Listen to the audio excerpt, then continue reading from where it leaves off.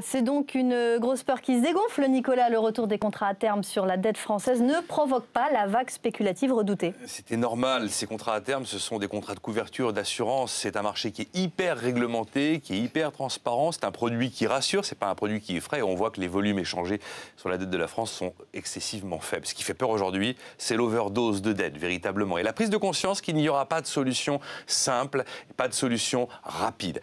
Pour avoir le cocktail véritablement qui tue, vous mettez dans un shaker une dette qui, dans certains cas, devient non remboursable, des pressions à la baisse sur les salaires, une croissance évidemment anémique, des prélèvements obligatoires qui augmentent absolument partout, une rigueur qui commence à toucher ses limites, parce qu'on se rend compte que derrière, il risque d'y avoir des mouvements d'insurrection populaire, et véritablement l'austérité qui partout va accélérer la récession et l'absence de croissance totale. Et on a 3 chiffres impressionnants ce matin. C'est d'abord le taux à 10 ans de l'Espagne qui a touché les 6%, seuil que l'on voulait éviter. Le niveau de la récession en Italie en 2012 qui a été revu à la baisse, de moins 0,4 à moins 1,3% pour cette année.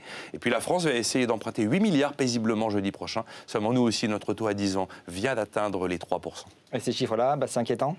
Ben oui, c'est inquiétant parce que ça part en vrille tout simplement. Si vous voulez, il n'y a pas de solution facile, pas de solution simple. La pression déflationniste s'accroît tous les jours. On voit que l'Allemagne se fait payer pour emprunter car elle a des taux négatifs, ce qui n'est pas sain. Et il est clair qu'un jour ou l'autre, ça va péter si rien ne change. Alors Nicolas, qu'est-ce que l'Europe doit faire? D'abord, chacun doit décider. Les Français doivent décider s'ils veulent du protectionnisme, du nationalisme, auquel cas on revient au franc. Ou alors on veut du fédéralisme et on garde l'euro. Mais ça veut dire qu'on abandonne des pans entiers de souveraineté. Ensuite, la BCE doit agir, à nouveau injecter de la liquidité, à nouveau intervenir sur le marché de la dette secondaire pour aider les pays et évidemment développer une vraie politique de change, comme le fait la Réserve fédérale aux États-Unis ou alors la Banque d'Angleterre. Et puis après, il faudra trouver les réformes justes. Alors l'OCDE donne une piste pour essayer d'avoir des réformes qui vont vers l'austérité mais sans tout casser, sans casser l'activité. L'axe numéro 1, ce serait à nouveau de réformer les retraites, car il faudra le faire. L'axe numéro 2 serait d'avoir une trajectoire de retour à l'équilibre crédible, fiable. L'acte numéro 3 est de baisser les dépenses